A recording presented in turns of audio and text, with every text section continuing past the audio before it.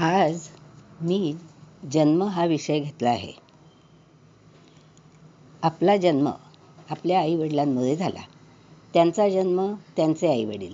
अशा प्रकारे 3-4 पिढ्यांपर्यंतची आपल्या पूर्वजांची नावं आपल्याला माहीत असतात. पण मनात असा विचार येतो की पहिले आईवडील कोणी निर्माण केले असतील?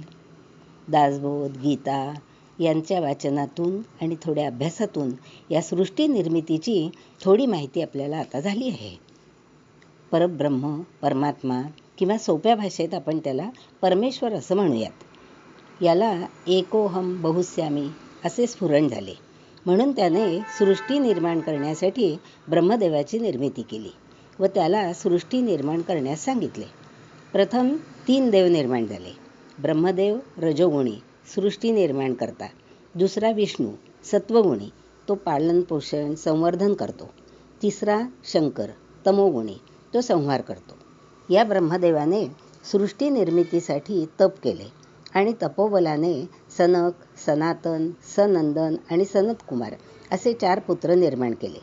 ते खूप विद्वान होते, पण विरक्त वृत्तीचे होते. म्हणून त्यांनी सृष्टी निर्माण केली नाही. मग नारदांना सांगितले. त्यांनीही निर्मिती केली नाही. मग ऋषी निर्माण केले.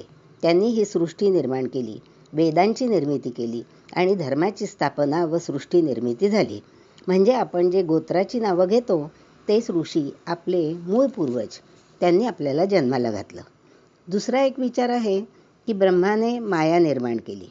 तिने आकाश, वायू, अग्नी, पाणी, पृथ्वी अशा पंचमहाभूतांचा कर्दम केला आणि 3 देवांचे 3 गुण अशी अष्टधा प्रकृती निर्माण झाली. ज्ञानेश्वरांनी अमृतानुभवात पण ब्रह्मा व माया यांना पुरुष प्रकृती किंवा नवरा बायको असं म्हटलं आहे.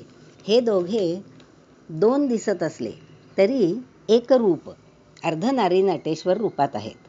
प्रकृती पुरुषापासून विभक्त होऊन शक्तिरूपाने सृष्टी निर्माण करते व पुन्हा त्या पुरुष रूपात म्हणजे शिवस्वरूपात विलीन होते. त्यांच्या एकरूपत्वाचे वर्णन करताना ज्ञानेश्वरांनी त्यांना गुळ आणि त्याची गोडी किंवा बिंब आणि प्रतिबिंब अशी रूपक दिले आहे. वरच्या देवलोकात ब्रह्मदेव, विष्णू, महेश, सगळ्या देवी, चंद्र, सूर्य, वायू, अग्नी, ग्रह, वसु, आदित्य, इंद्र, गंधर्व, अप्सरा असे सगळे आहेत. आणि खाली पृथ्वीवर मायेने निर्माण केलेली सृष्टी आहे. तिने अंडज, जारज, उद्भिज आणि स्वेदज अशी 4 प्रकारची सृष्टी निर्माण केली. अंडज म्हणजे अंड्यामधून निर्मिती. त्यात पक्षी, जलचर, कीटक येतात.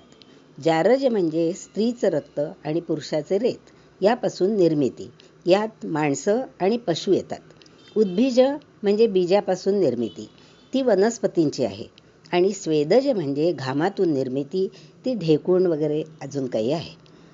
दासबोधात या 84 लक्ष योनीची माहिती अशी आहे की मानव 4 लक्ष, पशु 20 लक्ष, कृमी 11 लक्ष, पक्षी 10 लक्ष, जलचर 9 लक्ष, वनस्पती 30 लक्ष, एकूण 84 लक्ष योनी.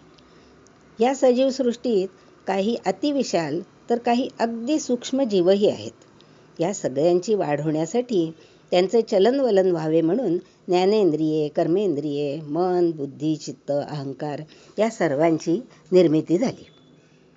गीतेच्या 15व्या अध्यायातही ऊर्ध्व मूल मधशाख असं म्हटलं आहे. ऊर्ध्व म्हणजे वर, श्रेष्ठ स्थानी, ते ब्रह्मतत्व आहे व त्याच्या खाली शाखा आहेत. असा हा संसार वृक्षाचा पसारा आहे. असा हा मायेने सर्व सृष्टीचा पसारा मांडला. ती अनेक रूपांनी, रंगांनी, गुणांनी सजली, नटली, तरी तिचे ते कर्तृत्व नाही. तिने हे सगळे परब्रह्माच्या प्रेरणेने केले.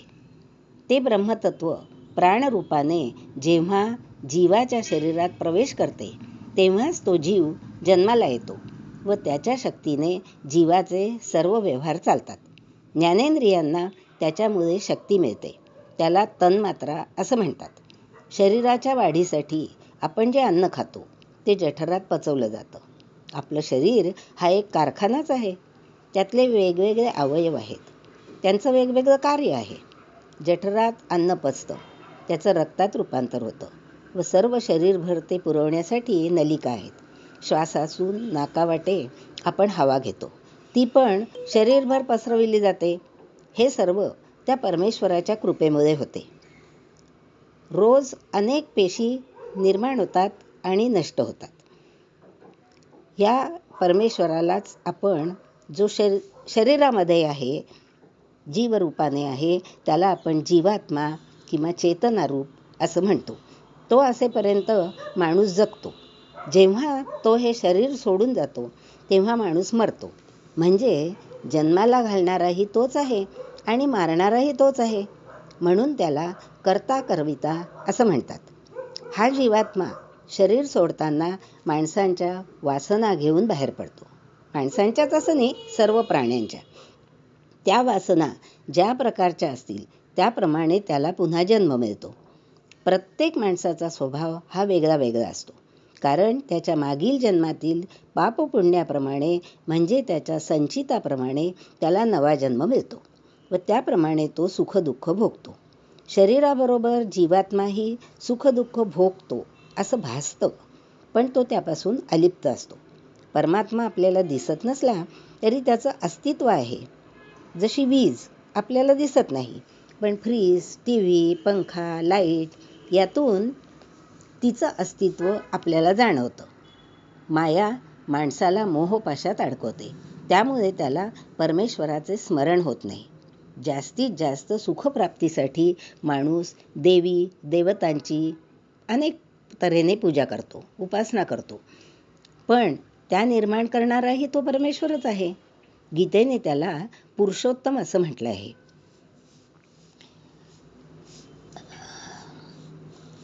एकनाथ महाराजांनी कोल्हाटी नावाचं रूप भारूड केलं आहे. हा कोल्हाटी खाली मृदुंगासारखं वाद्य वाजवतो आणि त्या तालावर ही कोल्हाटीण दोरीवर खेळ करते. लोक ते खेळ बघण्यात गुंगवून जातात. तशी ही माया माणसांना गुंगवते. खरं पाहता माणसाला परमेश्वराने बुद्धीचं वरदान दिलं आहे. त्यामुळे तो धर्मग्रंथाचा अभ्यास करून वेदातील तत्वमसी म्हणजे तू तोच आहेस हे या महावाक्याचा अर्थ समजून घेऊ शकतो.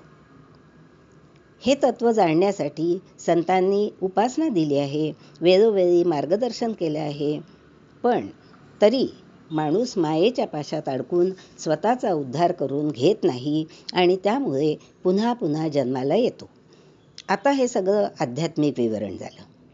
तसं ते समजायला फार अवघड आहे. केवळ शब्दज्ञान आहे असं म्हणावं लागेल.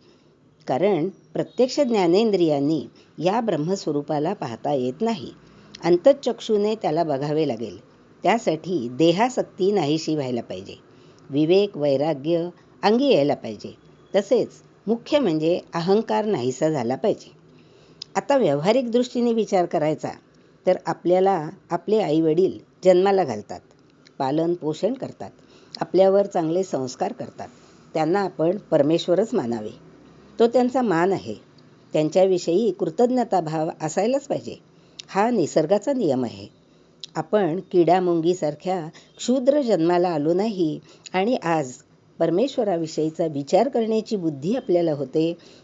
हा संस्कारही आपल्याला आईवडिलांकडूनच मिळाला आहे.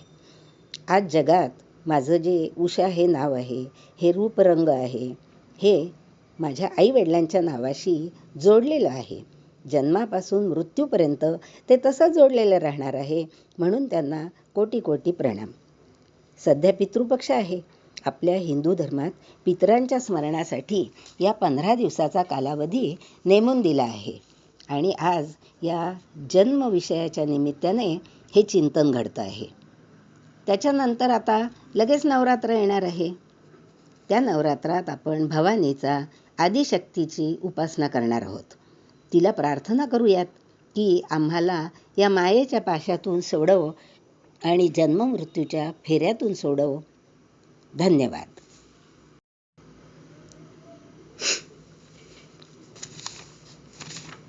आज मी आपल्या या विषयाला धरून परमेश्वराजवळ एक प्रार्थनाच करणार आहे. नमो देवराया, नमो ज्ञान सिंधू, नमो दीननाथा, नमो दीनबंधू, नमो विश्वकर्त्या, नमो विश्वपाला, नमो माय बापा कृपाला नृपाला. आसही तुझी फार लागली, दे दयानिधे बुद्धी चांगली. देऊ तू नको दुष्ट वासना, तूच आवरी आमुच्या मना. वागवावया सर्व सृष्टीला, शक्तिबा असे एक तुझला. सर्व शक्ती तू सर्व देखना, कोण जाणतो तुझी या गुणा. माणसे आम्ही सर्व लेकरे, माय बाप तू हे असे खरे. माय बाप तू हे असे खरे. ओम शांती शांती शांती.